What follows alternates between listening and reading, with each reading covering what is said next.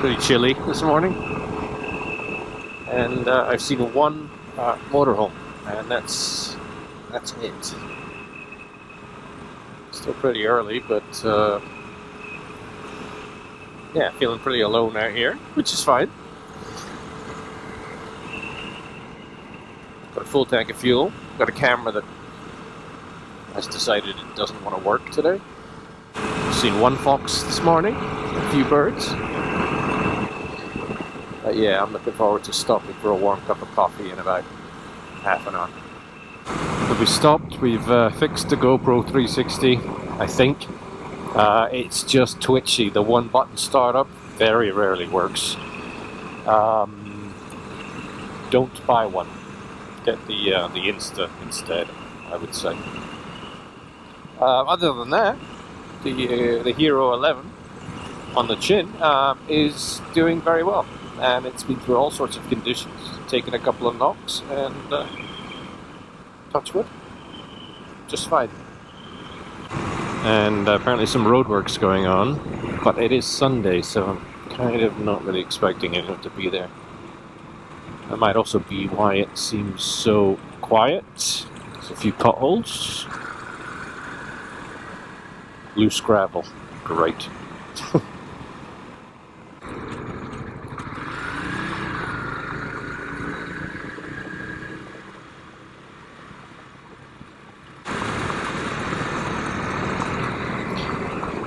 He was concentrating a bit.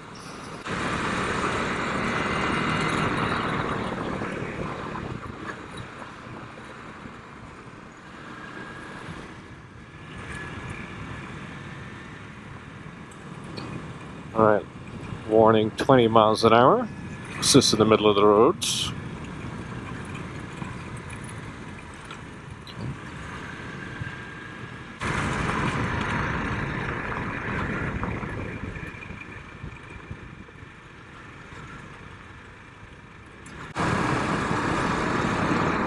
Kind of fun. Going a little slower today just because it's cold. Kind of surprised that nobody has come up behind me. More gravel? Okay, let's take it a little slower. It's a little thicker this section, but nothing bad.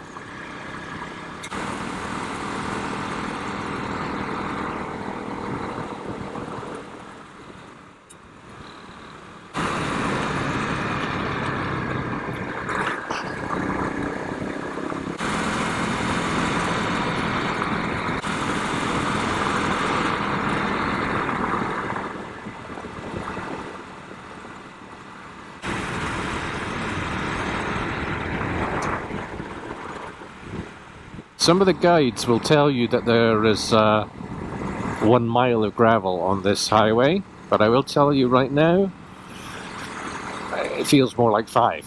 And I don't know where this ends. I guess this is all going to be worked on by the 1st of August. From pretty much this week, the end of June, until the 1st of August, this might all be tarmacked, but it's more gravel than you think. Generally pretty easy though.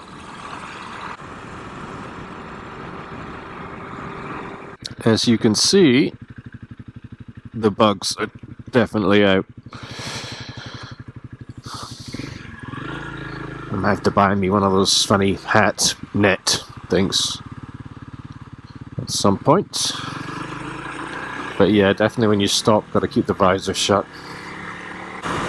And I'm going to find some kind of thicker balaclava or a little hat, something to keep the top of my head warm, and also maybe a thicker scarf to block the airflow under here, because it's coming in and straight up and hitting the forehead.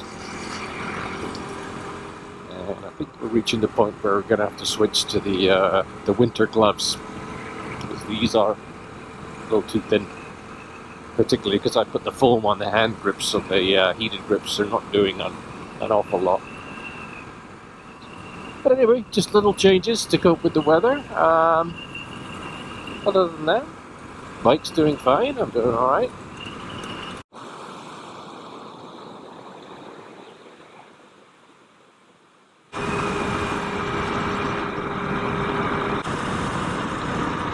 here's fuel. And the shack is down this way.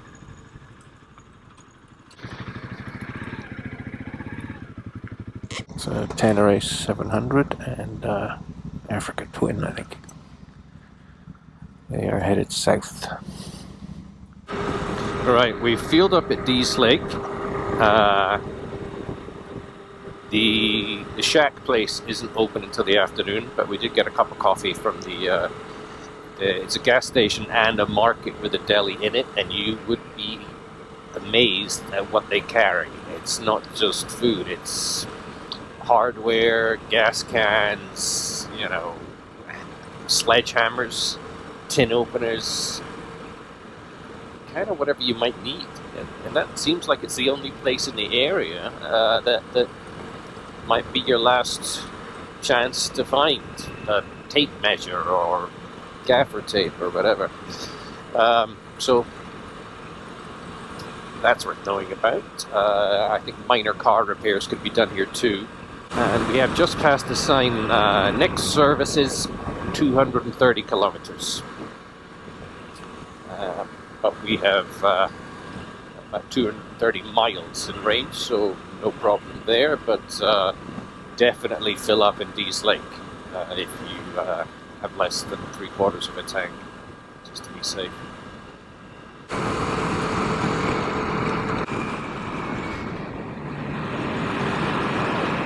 There was a little bear in the distance, but I think he made it into the bushes before we arrived. Starting to warm up, 11 o'clock in the morning. First real sunshine since Victoria, really. Right, that's 55 miles since Dease Lake, and past a couple of campsites and turn-offs with no trespassing signs for pits, so I presume some type of mining going on? But just forest as far as the eye can see. A few more chipmunks trying to get themselves killed in the road, but nothing much bigger than that. This road is pretty bumpy, and we seem to have lost the GPS again. This is 3 or 4 times now. It has shut off in the middle of navigation when it is powered, without my warning. Losing power to the mount. But now I've had this issue in a different mount on a different bike. So, well, let's not worry about it. We're heading to just a rest area. Take a break for a minute, but weirdly this one is off the main road. Usually they're just by the side of the road. Looking at all the vegetation on the right makes me think this is not used too often.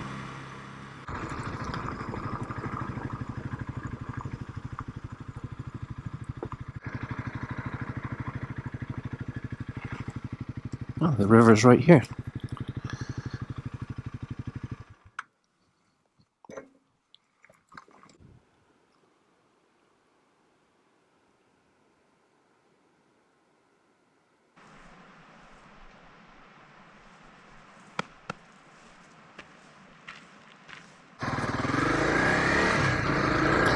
Right, back to the main road.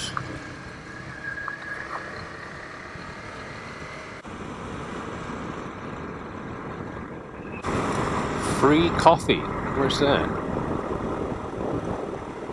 So entering Jade City. Apparently there's free coffee.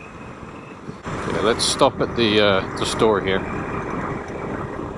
There's no way this is officially a city.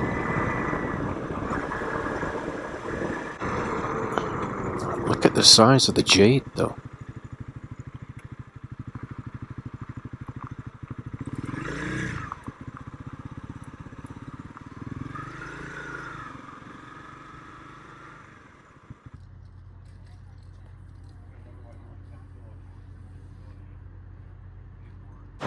Alright, we're going to turn around and see if we can find the road to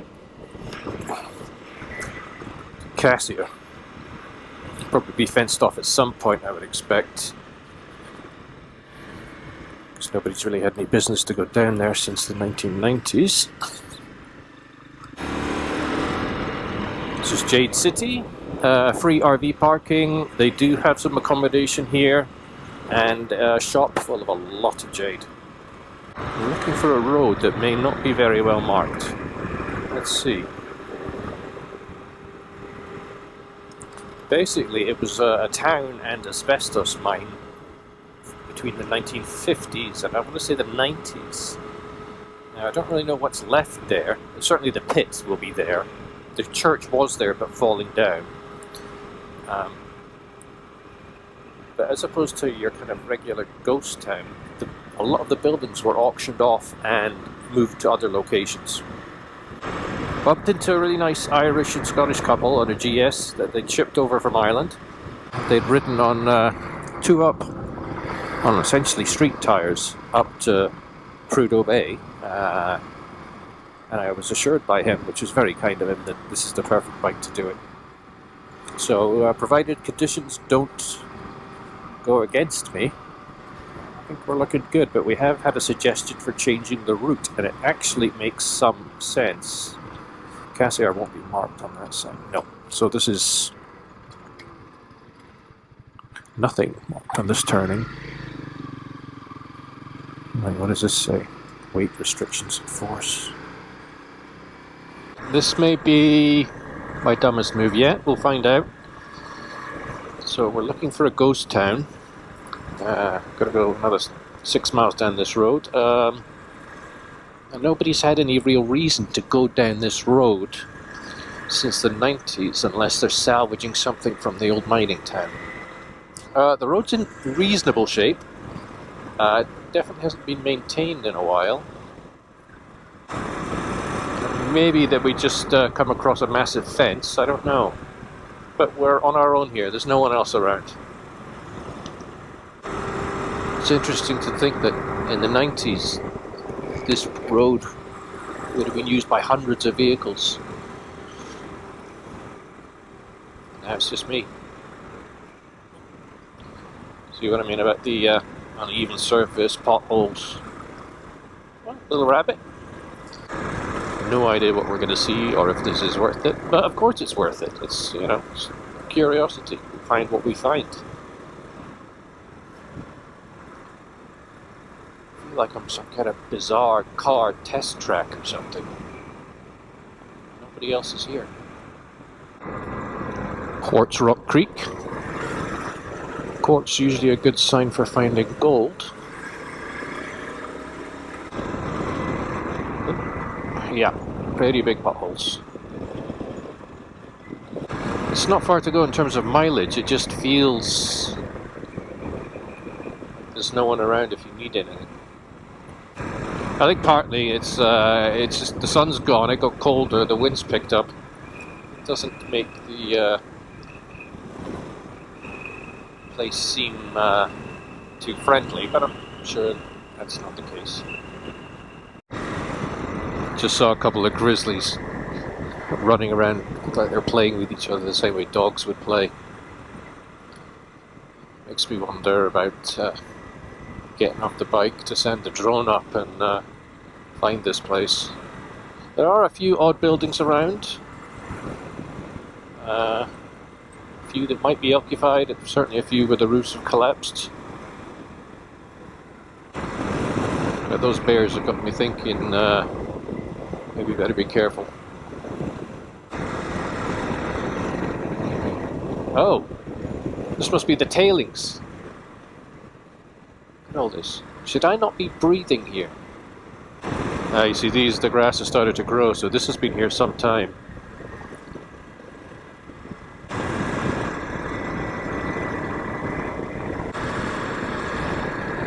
Oh. Wow. Looks like the road just stops. It's a truck graveyard.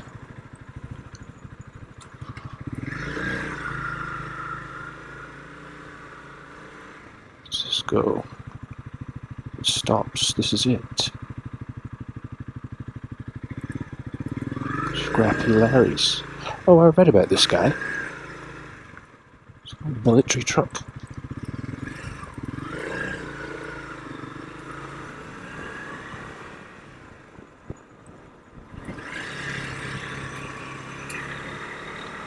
For some reason, well, I guess for good reason, I'm a lot more worried about grizzly bears than black bears. I'm also going to leave the engine running. Do a little bear watch. Right, here we go.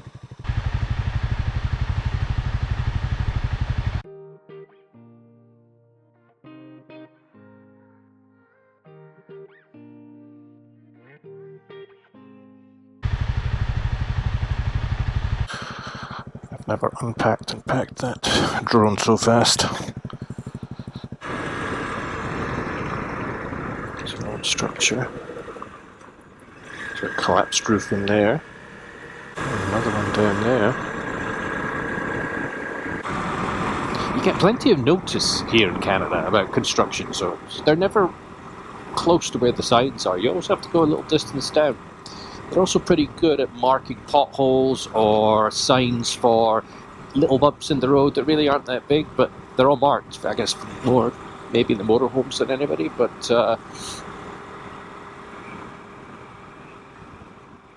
they're pretty good with their signage.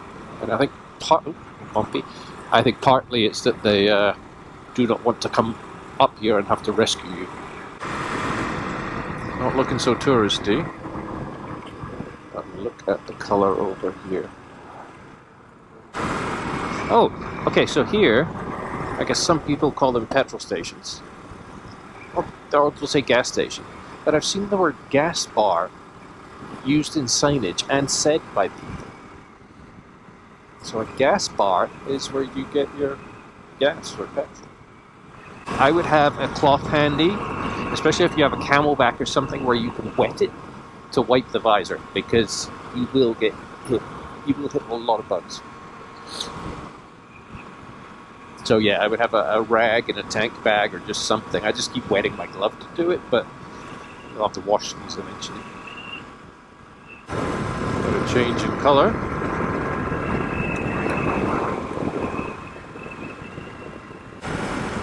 Somebody today mentioned that there may be a fire on my route further north that might be an issue. We're on kilometre 675 of the Cassiar Highway.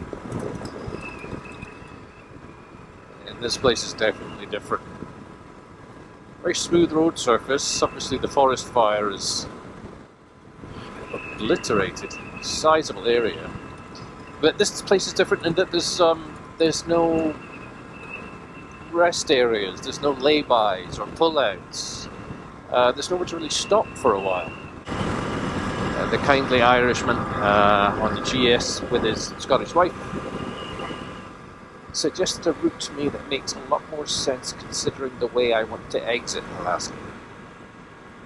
There's no point going up and down, north-south, twice.